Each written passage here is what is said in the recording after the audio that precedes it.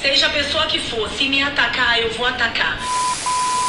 Oi gente, tudo bem? Tudo certinho? Sejam bem-vindos aqui ao meu canal. E como vocês já sabem aí pelo título do vídeo, essa é a tréplica, né? A minha resposta à resposta do professor Leandro Quadros. Gravou aí e me fazendo algumas perguntas, tipo, não custava nada refletir sobre o meu vídeo, né?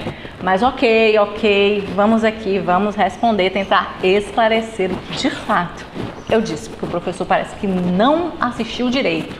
Porque ele atribuiu várias falas que, na verdade, eu não trouxe no meu vídeo. Primeiro que ele começa me acusando de ad hominem, né? Na falácia de ad hominem, que eu, na verdade, não cometi, porque em momento nenhum eu falei da pessoa, critiquei a pessoa dele. E muito menos disse que branco não pode falar de racismo, inclusive no meu vídeo anterior eu deixei claro isso. Então, não vou para não me tornar repetitiva aqui, eu vou deixar o link aqui do vídeo, tá? Para vocês depois irem lá assistir um pouquinho sobre o lugar de fala, o que realmente significa. E eu deixei claro que se vocês tiverem interesse, eu gravo um vídeo só falando sobre lugar de fala, sobre esse tema que as pessoas compreendem tão mal, tá? Então já vou pular aí, porque o vídeo do professor tinha 23 minutos, minha gente. 23 minutos, alguém avisa ele que aqui é o YouTube, não é o Netflix. Eu não posso responder ponto por ponto, senão se ele fez com 23, eu vou fazer com quantos, né? Quantos minutos para responder 23 minutos? É muito tempo, ninguém vai aguentar aqui, entendeu? Então, vamos lá passar rapidinho por algumas questões que ele aborda ali no vídeo, e eu vou me deter principalmente ainda no meu argumento de que ele não pode falar de algo que ele não conhece. Eu tô aqui para reforçar aquilo que eu falei acerca do assunto, né? O senhor não é um leitor do tema, não deveria realmente ter feito um vídeo ensinando como o negro lidar com o racismo, sendo que o senhor acaba dessa forma colocando a vítima do racismo, que é o negro, como culpada por aquilo que ele sofre, entendeu? Principalmente quando você diz que isso é vitimismo ou mimimi. Você desmerece sim a dor do outro, você diminui, você minimiza o impacto. Bem, para o senhor entender por que as suas respostas elas não contemplam o problema do racismo, o senhor tem que entender que o racismo não se trata apenas ou não se resume à injúria racial. Então, assim, existem episódios racistas que ninguém vai chamar ninguém de preto, mas que você sabe que é porque se é preto que está passando pela situação, entendeu? Imagine só agora, que é algo que acontece corriqueiramente, né? Um grupo de jovens num ponto de ônibus, a maioria deles branco, e ali uma pessoa preta. Vamos supor aqui, como são exemplos que já ocorreram com várias pessoas negras. E só quem é revistado é o preto. Será que uma das suas respostas ali, ou sugestões de respostas, contemplam essa situação, professor Leandro Quadros? Será que uma daquelas suas respostas, opções de respostas, ela contempla os negros serem perseguidos em lojas de departamento quando entra para comprar alguma coisa e simplesmente por causa da sua cor? Será que contempla? Muitas vezes o segurança não diz uma palavra sequer, mas a pessoa negra está percebendo o que está acontecendo, porque ela não é maluca e nem é cega, né? Será que uma daquelas suas respostas contemplam uma vaga de emprego que uma pessoa negra acaba não conseguindo porque aquele recrutador ele é racista e ele acha que o negro não vai ter competência para atuar naquele cargo? É isso que eu quero dizer sobre o seu vídeo. O seu vídeo não contempla o problema do racismo, né? Porque primeiro que você confunde isso com bullying, apesar de dizer que não, sim, confunde com bullying. Inclusive cita seu próprio exemplo de como venceu o bullying que você sofreu na infância. Olha, fico muito feliz que você tenha conseguido, realmente. É um problema seríssimo o bullying. É positivo demais saber que você conseguiu vencer, fez sua terapia, mas sabe quem nem sempre consegue uma terapia para lidar com essa situação? Sabe que não tem dinheiro para pagar uma terapia? Sabe que não tem tempo muitas vezes, né, para tirar uma hora do seu dia ali na semana para fazer terapia? É esse mesmo, o negro, a pessoa que sofre o racismo. Porque o racismo, como eu já falei aqui, ele é estrutural. Ele não se trata apenas da injúria racial, que é a pontinha ali do iceberg. É o extremo da manifestação do racismo. Mas ele é velado, é estrutural. Ele mantém as pessoas negras numa posição de subalternidade, enquanto mantém o status quo da pessoa branca. É por isso que aí na sua bolha, por exemplo, como exemplo, e em outras bolhas também, tá? Não leve pro lado pessoal. Se você for parar para contar, né, quantas pessoas negras de fato ocupam cargos de poder aí dentro da sua roda de amigos, do seu trabalho, você vai ver que a ínfima minoria, a estrutura que a sociedade brasileira foi, né, construída, ela normalizou as posições sociais, e é como se simplesmente o negro não é rico, não consegue alcançar grandes posições na sociedade por uma questão meritocrática, uma questão de porque ele não quis, não lutou o suficiente, não buscou o suficiente, sendo que na verdade isso é uma mentira, né? Se a gente for observar as leis que foram construídas ao longo dos anos aqui no nosso país, por exemplo, inclusive vou fazer uma série sobre isso, a gente vai ver que foram essas construções que propiciaram esse abismo que é a nossa desigualdade social. E é por isso que eu vou te falar, mais uma vez, se você ler sobre o tema, você vai entender por que suas dicas de nada adiantarão, tá? Porque não se trata de um vitimismo do negro passar pelo racismo, né? Não se trata de um mimimi a situação que é passar pelo racismo. Não se trata de um problema individual, e sim institucional e estrutural. E aí, para citar essa questão, para vocês não acharem que a fonte é voz da minha cabeça, eu vou trazer algumas referências aqui. Silvio Almeida, em seu livro O que é Racismo Estrutural, ele vai trazer esse conceito da seguinte forma: o racismo é uma decorrência da própria estrutura social, ou seja, do modo normal com que se constituem as relações políticas, econômicas e jurídicas, e até mesmo familiares, não sendo uma patologia social e nem um desarranjo intelectual. O racismo é estrutural. Comportamentos individuais e processos institucionais são derivados de uma sociedade cujo racismo é regra e não exceção. Nesse caso, além de medidas que coíbam o racismo individual e institucionalmente, torna-se imperativo refletir sobre mudanças profundas nas relações sociais, políticas e econômicas. Muitas vezes somos levados a acreditar que o racismo se trata apenas dessas manifestações mais grotescas, né?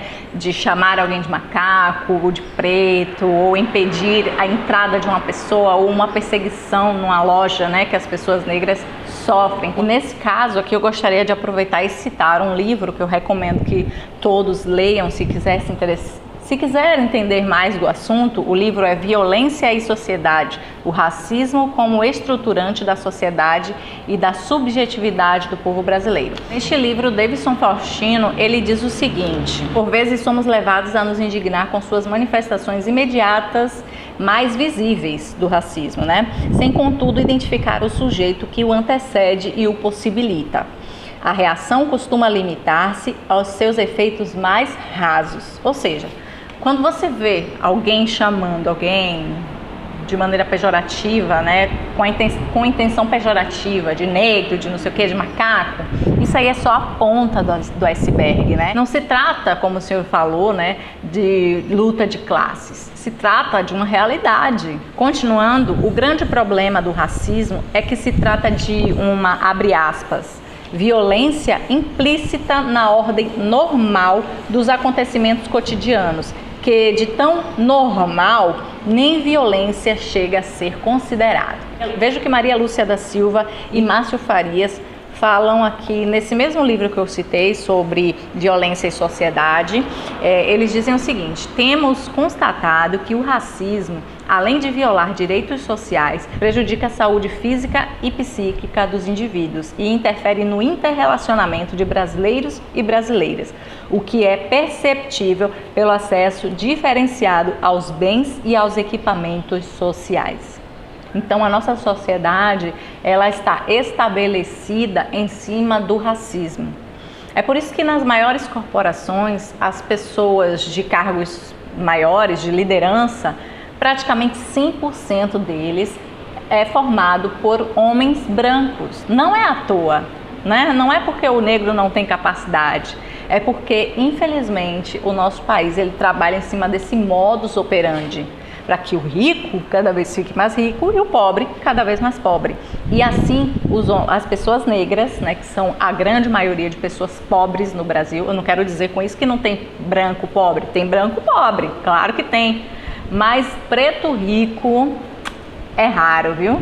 E o fato de existir uma exceção não invalida a regra. O racismo enquanto estrutura, professor Leandro, segundo Silvio de Almeida, é uma forma sistemática de discriminação que tem a raça como fundamento e que se manifesta por meio de práticas conscientes ou inconscientes que culminem em desvantagens ou privilégios para indivíduos a depender do grupo racial ao qual pertençam. Quando se limita o olhar sobre o racismo a aspectos meramente comportamentais, deixa-se de considerar o fato de que as maiores desgraças produzidas pelo racismo foram feitas sob o abrigo da legalidade e com o apoio moral de líderes políticos, líderes religiosos e dos considerados homens de bem. O racismo não se resume a comportamentos individuais, mas é tratado como resultado do funcionamento das instituições que passam a atuar em uma dinâmica que confere,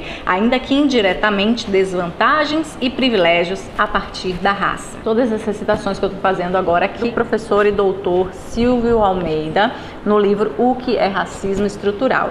São leituras básicas, fundamentais para se entender o problema do racismo no nosso Brasil, né? Não se trata de bullying, não se trata de injúria racial. A questão é muito mais profunda porque envolve questões de poder, envolve questões de economia, de manutenção de poder, de manutenção de desigualdades sociais. E isso não é mimimi de maneira nenhuma. Para completar, para finalizar aqui esse vídeo, que é muita coisa, eu não tenho condição, eu gostaria de ficar aqui citando várias pessoas. No meu vídeo anterior eu citei a Djamila, que também vale a pena ler, falando sobre lugar de fala. Eu quero só concluir respondendo algumas perguntas que o senhor deixou para mim, né, lá no seu último vídeo. E o senhor dizia o seguinte: quantos estudos bíblicos você deu a pessoas negras? Bem, eu gostaria de responder essa pergunta biblicamente, como o senhor me propôs, né? O senhor não sabia se eu era cristão ou não, então talvez o senhor queira alguma resposta bíblica quanto a isso. Em Mateus capítulo 7, verso 22 e 23, diz assim: muitos me dirão naquele dia: Senhor, Senhor, não profetizamos nós em Teu nome? E em Teu nome não expulsamos demônios? E em Teu nome não fizemos muitas maravilhas? E então lhes direi abertamente: nunca vos conheci, apartai-vos de mim, vós que praticais a iniquidade. Tu, quando deres esmola, não saiba a tua mão esquerda o que a tua direita faz. Ou, quando orares, não seja como os hipócritas, que se comprazem em orar em pé na sinagoga e nas esquinas das ruas, para serem vistos pelos homens. Em verdade vos digo que eles já receberam o seu galardão. Mas tu, quando orares, entra no teu aposento e fecha a tua porta, que o Pai que vem em secreto lhe recompensará publicamente. Bem, se eu te falasse aqui quantas pessoas eu dei, a gente estaria aqui se vangloriando por obras, penso eu, né? Mediante esses dois versos que, apesar de não estar falando diretamente sobre estudos bíblicos, né, mas trazem um princípio implícito neles, né, de que tudo aquilo que a gente faz de bom, de positivo, a gente não deve usar para nos glorificar, né, e sim glorificar a Deus.